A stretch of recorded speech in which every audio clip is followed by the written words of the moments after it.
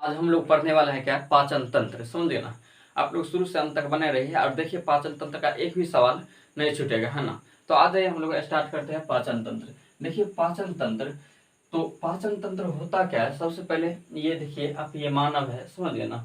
और इसका पाचन कहाँ से प्रारंभ होगा और कहाँ से समाप्त होगा और कहाँ क्या होगा, वो क्या करेंगे हम लोग जानेंगे। तो आ जाइए सबसे पहले जान लेते हैं कि पाचन पाचन होता क्या है। तो देखिए पाचन क्या होता है, तो कोई जटिल पदार्थ को सरल बनाने के लिए, कोई जटिल चीज है उसे सरल बनाने के लिए हमको क्या करना पड़ता है, पाचन करना पड़ता है। जैसे कि अगर मान के चलो कोई चीज हम खाते हैं, समझे ना।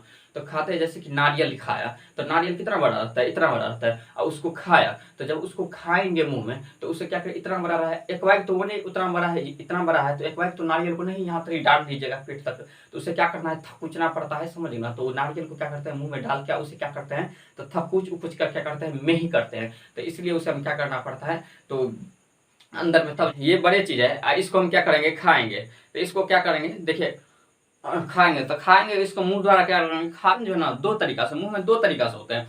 एक तो फिजिकल होता है और एक केमिकल होता है। जैसे कि अगर कोई चीज खाते हैं, तो खाते हैं तो उसे पहला क्या किया जाता है, थकचा जाता है। तो दांत से हम क्या करेंगे, पहले थकचेंगे उस खाने को, और तब उसे क्या करेंगे, अंदर जाएगा, यहाँ पर आएगा, समझे ना। और लार उसमें क्या करेंगे, मिला देंगे, अर्थात थूक को क्या करेंगे, मिला के तब क्या करता है, अंदर ले जाया जाता है, समझे ना। तो इसका दो चरण होता है, समझिएगा। एक तो सबसे पहले थकचा जाता है, जैसे कि कोई भोजन वोजन होता है, उससे क्या करेंगे, दांत थोड़ा थकचा जाएगा, और थकोच के क्या करेंगे, उसमें थूक उक मिला के फिर क्या करेंगे, अंदर करेंगे, समझिए। अर्थात लार मिला के क्या किया जाता है, अंदर। तो फिजिकल और केमिकल दोनों प्रक्रिया क्या करता है, चलते रहता है भोजन में।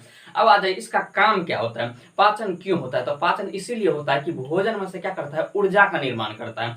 भोजन खाता है तो देखते हैं कैसे शरीर जो है ना तंदुरुस्त हो जाता है, समझ ना। तो इसलिए पाचन होता है, समझ ना। भोजन में से क्या करता है, ऊर्जा का निर्माण होता है पाचन के लिए। अब देखिए जल अवशोषण, जल का कभी पाचन होता है, नहीं होता है, क्योंकि जल जो है ना बहुत छोटा छोटा टुकड़ा होता है। जल को पकड़िएगा तो पकड़ाएगा ही नहीं, तो वो तो छोटे टुकड़ा में है ही, तो उसका पाचन होने की कोई जरूरत है ही नहीं। तो जल का क्या होता है, अवशोषण कर लेता है, जल पाचन नहीं होता है। जैसे पाचन क्या होता है और क्या काम करता है, समझ ना। अब आ जाइए यहाँ पर देख लेते हैं। जैसे कि ये देखिए पाचन की जो है ना चरण दो होता है, एक तो आहार नाल होता है, एक क्या होता है, देखिए आहार नाल क्या है और आहार ग्रंथि क्या है। तो देखिए आहार नाल ये होता है, देखिए जैसे कि यहाँ से, यहाँ देख रहे हैं लाल कलर कलर वाला, लाल कलर वाला यहाँ से देखिए, यहाँ से रेड कलर वाला जितना है ना, यहाँ तक आया है, और ये वाला ये ऐसे मुड़ा है, यहाँ तक समाप्त है। तो इसको क्या बोलेंगे, आहार नाल। यहाँ से लेकर यहाँ तक को क्या बोलेंगे, आहार नाल बोलेंगे। ये आहार नाल की लंबाई जो है ना कितना है, 32 फीट है। क्या है, 32 फीट। और आहार नाल के ही साइड से जो लगा रहता है ना, देखिए ये साइड से लगा हुआ है, ये वाला साइड, और ये वाला देखिए इधर लगा हुआ है, इसको हम बोलेंगे पाचन ग्रंथि। क्या बोलेंगे, पाचन ग्रंथि। आहार आहार नाल में ही क्या होता है, फिट होता है, साइड साइड से क्या होता है, पाचन ग्रंथि। जैसे कि पाइप में कभी कभी क्या होता है, जैसे गांव घर में जो देखिएगा टंकी टंकी नहीं होता है, पाइप वाला जिसमें पानी जो जाते रहता है, उसमें क्या करता है, तो छेद करके टंकी पाइप अथी पानी लगा देता है इधर और इधर, समझ मुझे। पानी इधरों भी निकलेगा और क्या निकलेगा, इधरों भी निकलेगा। वैसे ही ये क्या है, आहार नाल है। यहाँ से यहाँ तक क्या है, ये आहार नाल है यहाँ तक।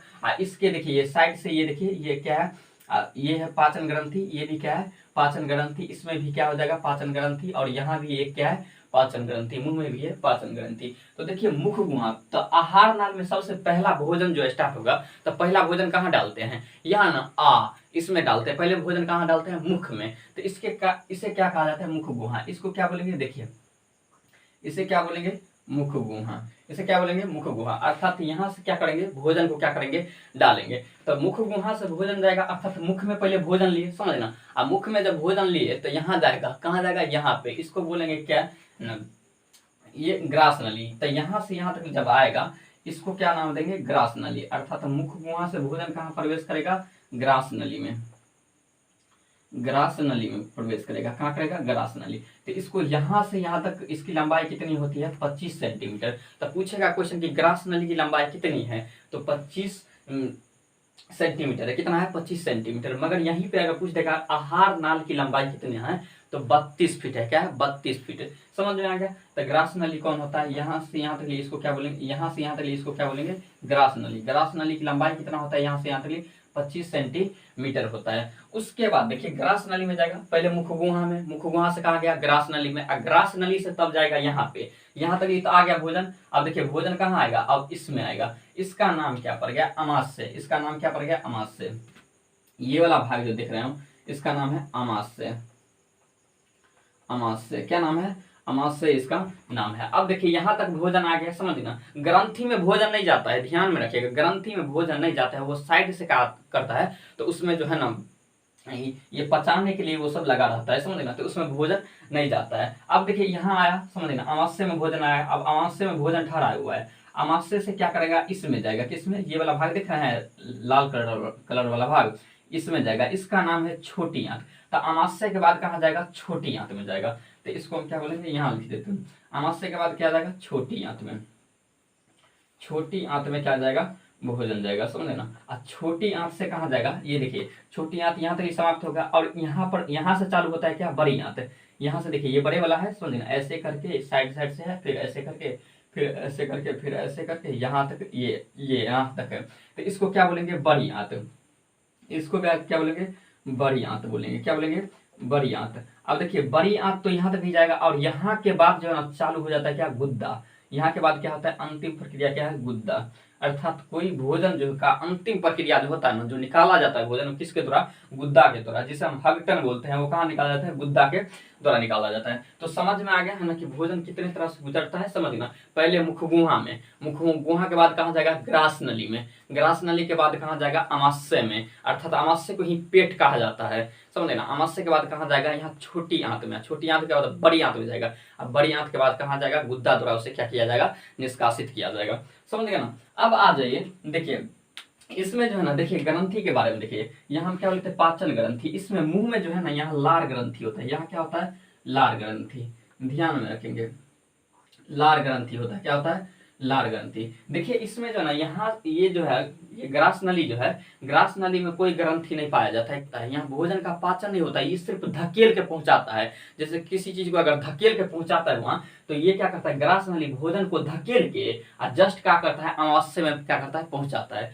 तो भोजन के धकेल के पहुंचाना अमावस्या तक किसका काम होता है, ग्रास नली के काम होता है। तो इसमें कोई जो है ना ग्रंथि नहीं पाया जाता है, जबकि मुंह में एक ग्रंथि पाया जाता है, लार ग्रंथि, समझ गया। उसके बाद यहाँ आ जाइए, यहाँ ये दिखा रहा है, यहाँ अमावस्या, अमावस्या में एक ग्रंथि पाया जाता है जिसका नाम है जठर ग्रंथि। क्या नाम है, जठर ग्रंथि। तो ये देख लीजिए, अमावस्या में एक ग्रंथि पाया जाता है जिसका नाम है जठर ग्रंथि, जठर ग्रंथि, समझे ना। अब ये देखिए, ये क्या है, यकृत। इसको, ये वाला भाग दिख रहा है रंगे हुए भाग, ये वाला, इसको हम क्या बोलते हैं, यकृत। इसका नाम क्या है, यकृत, यकृत। और ये बीच में जो दिख रहा है रंगे हुआ भाग, इसको हम क्या बोलते हैं, पित्त। क्या बोलते हैं, पित्त।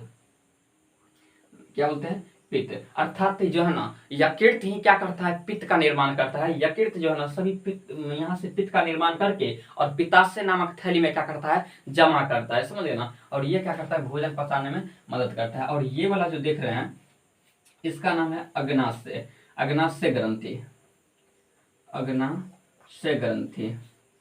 इसका नाम क्या हो जाएगा, अग्नाशय ग्रंथि। उसके बाद छोटी आंत में आएगा, छोटी आंत में भी क्या करता है, लगा रहता है, कुछ कुछ ग्रंथि लगा रहता है। उसके बाद बड़ी आंत जाएगा, और बड़ी आंत के बाद गुद्दा में जाएगा, भोजन क्या हो जाएगा, कंप्लीट हो जाएगा। यहाँ तक ये पूरे क्या होगा, समझ में आ गया है ना, कि कहाँ क्या रहता है फिट, और कहाँ क्या नहीं रहता है फिट, वो देख लीजिए। तो आज एक बार क्या करता है, रिकॉल कर लेते हैं। देखिए भोजन जो है ना कितने तरीका से गुजरता है मुंह में, वो देखिए। सबसे पहले कहाँ जाएगा, मुंह में, मुंह के बाद कहाँ जाएगा, तो ग्रास नली में, ग्रास नली के बाद कहाँ जाएगा, अमाशय में, अमाशय के बाद कहाँ जाएगा, छोटी आंत में, छोटी आंत के बाद कहाँ जाएगा, बड़ी आंत में, अब बड़ी आंत के बाद कहाँ जाएगा, गुद्दा में भोजन जाएगा। अर्थात तो गुद्दा जो है ना अंतिम भोजन का प्रक्रिया है, अंतिम उसके तो क्या करेगा, निकाल देगा, समझे ना। अब आ जाइए, तो समझ में गया। और ग्रंथि में जाएंगे तो मुंह में कौन सी ग्रंथि पाया जाता है, लार ग्रंथि, मुंह में लार ग्रंथि पाया जाता है। उसके बाद देखिए अमाशय में जठर ग्रंथि पाया जाता है, अमाशय में जठर ग्रंथि पाया जाता है। उसके बाद है ना यकृत में पित्ताशय ग्रंथि पाया जाता है। उसके बाद अग्नाशय ग्रंथि यहाँ फिट रहता है, समझे ना। उसके बाद छोटी आंत जाएगा, उसके बाद बड़ी आंत, और गुद्दा में क्या हो जाएगा,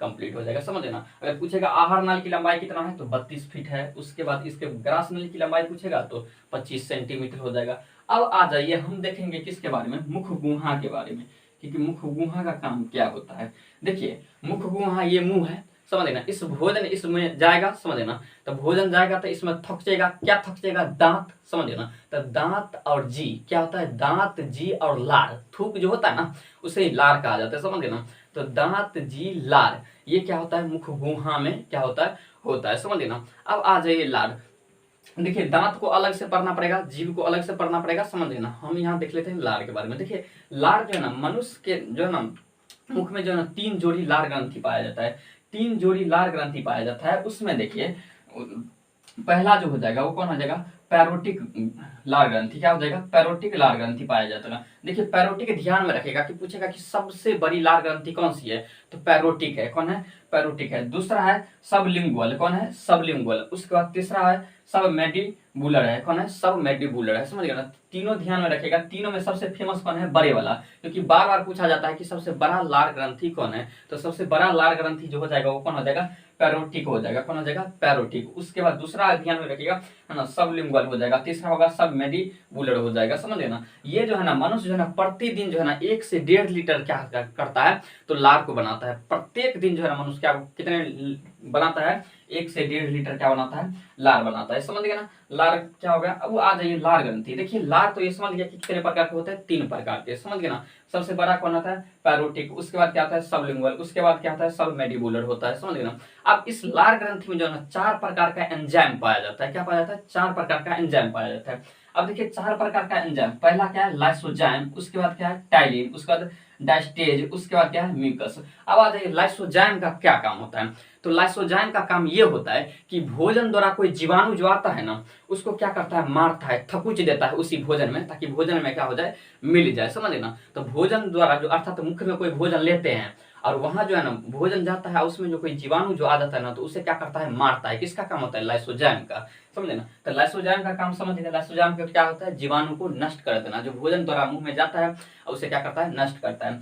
उसके बाद आ जाइए टाइलिन। टाइलिन और डायस्टेज, टाइलिन और डायस्टेज क्या करता है, स्टार्च का पाचन करता है। स्टार्च माने जानते हैं, माने चोकर कहा जाता है, गांव घर में उसे चोकर कहते हैं। जो देखिएगा कि गेहूं के जो ऊपर से लगा रहता है ना, चोकर रहता है, चोकर जब तक नहीं रहेगा ना उससे पाचन ही नहीं होगा। जैसे कि अगर मान के चलो आटा उटा को कितना चाल दिए ना तब पर भी उसमें चोकर रहेगा। अब मैदा जो है ना, मैदा में साफ के चोकर निकाला जाता है, इसलिए मैदा वाला रोटी खाइएगा ना तो नहीं पचेगा। अब भोरे भोरे उठ के जाना पड़ेगा, है ना। जो है ना ये रोटी खाइएगा, 5-6 रोटी खा लीजिएगा तो कोई प्रॉब्लम नहीं आएगा, समझे, क्योंकि उसमें चोकर मिला रहता है, इसीलिए कोई प्रॉब्लम नहीं देता है। मैदा वाला में चोकर साफ के निकाल दिया जाता है, समझ में, तो इसीलिए वो नहीं पचते रहता है। तो समझ गया ना, क्या करता है, स्टार्च अर्थात मंड का क्या करता है, पाचन करता है, समझ ना। उसका तो म्यूकस, म्यूकस क्या करता है, भोजन को चिपचिप बनाता है। जो चिपचिप जानता है उसमें क्या करता है, तो लार उड़ मिला के उसे क्या करता है, लस लस बना देता है, समझ ना। तो म्यूकस का ये काम है, समझ ना। कोई भोजन खाता है उसको गीला तरह से जो बना देता है, गीला चिपचिप जो बना देता है। जैसे कि अगर कोई खा क्या उगलिएगा ना तो इस पर देखिएगा छोटा ऐसे उसमें लस्सा लगा रहेगा, क्या रहेगा, लस्सा रहेगा। ये किसका काम है, म्यूकस का काम है। तो समझ में आ गया, लार ग्रंथि में 4 एंजाइम पाया जाता है। पहला है लाइसोजाइम, लाइसोजाइम का काम क्या होता है, जीवाणु का नष्ट करना। उसका टाइलिन या डायस्टेज, टाइलिन या डायस्टेज का क्या करना है, स्टार्च को पाचन करना, अर्थात स्टार्च माने मंड, अर्थात जो चोकर होता है उसे क्या करता है ना, पाचन करना, समझ ना। उसके बाद है म्यूकस, म्यूकस का क्या करता है, भोजन को चिपचिपा बना अर्थात लसलसा बनाना। ग्रास नली के बारे में देखेंगे, यहाँ से यहाँ तक इसको क्या बोलते हैं, ग्रास नली, अर्थात यहाँ से यहाँ तक ग्रास नली। इसकी लंबाई कितनी होती है, 25 सेंटीमीटर ग्रास नली की लंबाई होती है, समझ गए ना। अब देखिए ग्रास नली की 25 सेंटीमीटर लंबाई होती है। ग्रास नली का काम क्या है, ग्रास नली का कोई काम नहीं है, चुट्टा वैसे पाइप की तरह लगल रहता है, समझ रहे हो, उसका कोई काम नहीं। उसका काम सिर्फ इतना है, भोजन को क्या करना, धकेलना। भोजन को धकेल के आमाशय तक क्या करता है, पहुंचाता है। कहां तक पहुंचाता है, आमाशय तक। जैसे कि यहाँ पर फिट है, यहाँ से क्या होगा, फिट होगा, यहाँ से फिट होगा और यहाँ तक होगा, समझ ना। तो इसका कोई काम नहीं, इसका काम सिर्फ इतना ही है कि भोजन इसमें गया और भोजन को धीरे कर्माकुंचन, समझे ना, अर्थात धीरे धीरे क्या करेगा, गिरेगा। अगर ऐसे रहता तो भोजन क्या करता, ढवाक से पेट में गिर जाता तो हमें क्या करता, चोट लगता, समझ ना। मगर ऐसे नहीं है, कर्माकुंचन माने क्या, धीरे धीरे आराम आराम से क्या करेगा, भोजन को डाल के यहाँ गिराएगा, समझ ना। तो ये काम है किसका, ग्रास नली का काम है, समझ ना। उसके बाद आ जाइए हम लोग पढ़ेंगे क्या चीज, अमाशय। क्या पढ़ेंगे, अमाशय। अब भोजन कहाँ गया, अमाशय। अमाशय को ही क्या कहा जाता है।